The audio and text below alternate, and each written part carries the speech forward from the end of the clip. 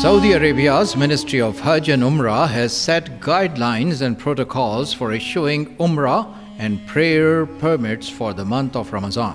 Vaccinations are at the top of the priority list, and no worshipper will be allowed into either Makkah's Grand Mosque or Madinah's Prophet's Mosque without having received at least one dose of anti-COVID-19 vaccine.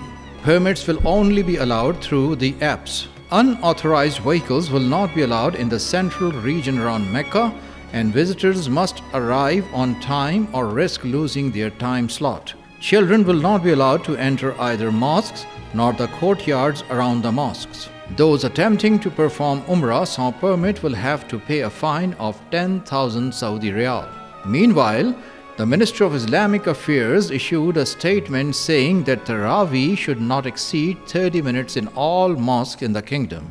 This comes after King issued a decision to permit Tarawih prayers in the two holy mosques and reduce them to 5 taslimat. The ministry reminded people about need to follow the preventive measures to ensure the safety, health and security of those visiting the two holy mosques.